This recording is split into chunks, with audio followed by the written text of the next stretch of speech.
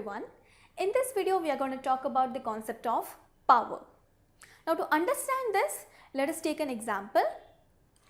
Now here let's say there is a race or there is a competition of climbing up this staircase which is of height 50 meters. Now there are two competitors, Anna and Abhi, who are supposed to climb up this staircase, and the one who is the fastest or reaches the top of the staircase in a lesser time will be the winner. Now Anna completes the race and it takes only 30 seconds for her to complete, and on the other hand Abhi takes 32 seconds. Now clearly it's visible that Anna is the winner, but how much work they have performed to reach the top of the staircase? Now let us calculate that amount of work done. Now let's say these two are of equal mass, that is 55 kg each, and on using that we can calculate the amount of work that has been done by these two people, and that is the same for these two. So work done is mgh, which is 55 multiplied by acceleration due to gravity, that is 9.8 meters per second squared, multiplied by 50 meters, which is the height of the staircase. So that turns out to be 26950 joules. So this is the amount of work that has been performed by both of these people, but with a different time. He has taken a longer time to complete the same work as compared to Anna. So the time taken by Anna is less than the time taken by Abhi to complete the same amount of work, the exactly same amount of work. So we say that Anna is more powerful than Abhi since she is able to complete the work in a lesser time, isn't it? So the rate at which Anna has done the same work is more as compared to Abhi. That is, Anna was doing the same work, completing the same work at a lesser time. That means the rate of doing work for Anna is more. She completes more work in less time as compared to Abhi, who takes comparatively longer time to finish the same work. So the rate of doing work of Anna is more than that of Abhi.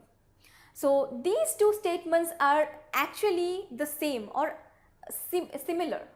We say that Anna is more powerful than Abhi because the rate of doing work of Anna is more as compared to Abhi. So that is exactly what we mean by power in physics. That is, the rate of doing work is what we call as power. So power is given by work done divided by time taken, or the rate of doing work is represented mathematically like this. That is, power equals work done on time taken. So this can be symbolically written as P equals W divided by T. Now from this formula we can write another definition of power, which is power is the work done per unit time. Now again we can represent power in a different way in terms of energy consumed. So power will be also equal to the energy consumed, the amount of energy consumed divided by time taken, or the power is the energy consumed per unit time. So on representing this in a symbolic way, we have P equals E divided by T. So power is also defined as the rate of consumption of energy. Now these were some of the definition and formula which we can use to calculate power when we are doing the numerical problems. Okay. Now let us look at some units of power. Now we have seen that power P equals W by T, that is work done on time taken. And we know that the unit of work done is joules and the unit of time is seconds. So these are the SI units of work done and time. So on using this we can actually find out what will be the SI unit of power. Now let's take the work done to be 1 joule and the time taken by the object to complete this 1 joule of work be 1 second, let's say.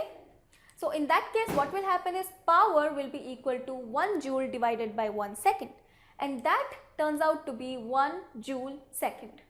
Now this joule per second has got a particular name which is called as watt. So P equals 1 watt or 1 W.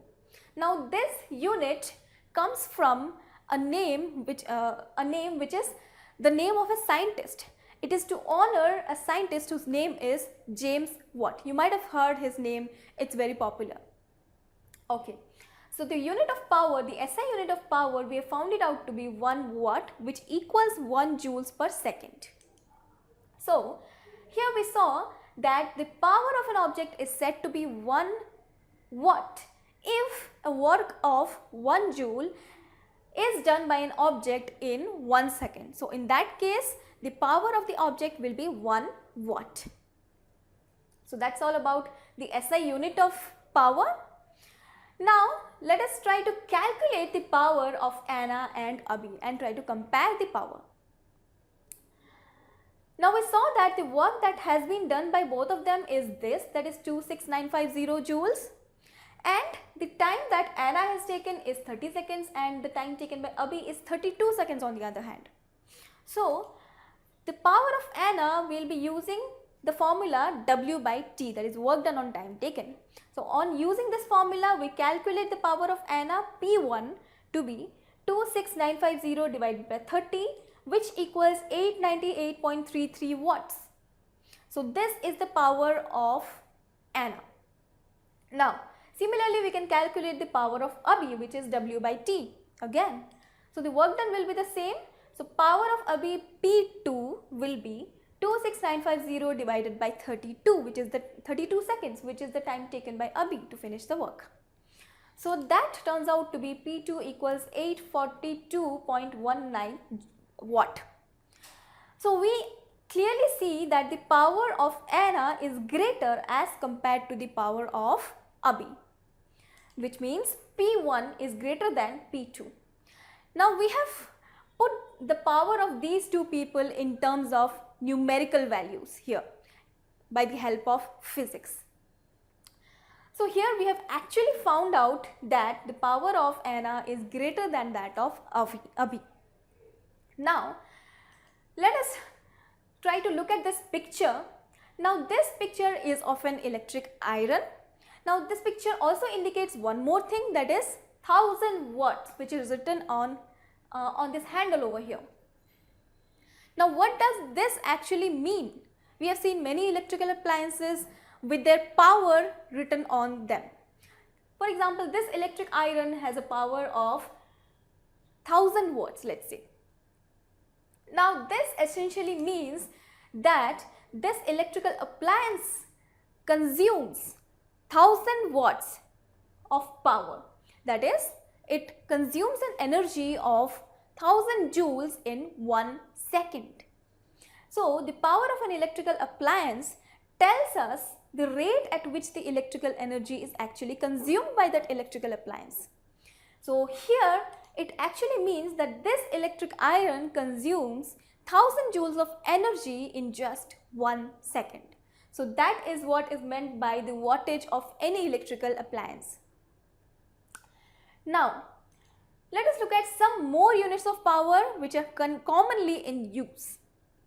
Now watt, the SI unit of power, which is watt, is a very small unit of power, which means that 1 watt is a very small amount of power. But we use so many appliances with a very large amount of power. So we cannot always use the same SI unit of power, that is watt. So we have used so many other units of power, for example kilowatt and megawatt. Now the word kilo seems quite familiar, isn't it? The word kilo indicates that 1 kilowatt will be equal to 1000 watts. Kilo means 1000 or 10 power 3. So 1 kilowatt equals 1000 watts or 10 power 3 watts. Similarly, the word mega indicates 10 power 6. So 1 megawatt will also be equal to 10 power 6 watt. So this is the relation between kilowatt, watt and megawatt. Now there is one more unit of power which is commonly in use, that is what we call as horsepower. So this is yet another unit which is generally in use. Now this unit has come to picture since the time when the steam engines replaced the horses. Previously horses were used for power, but the steam engine generally replaced it with the time, and from that time the unit horsepower came into existence. Now 1 horsepower will be equal to 746 watt. So this is the relation between horsepower and watt.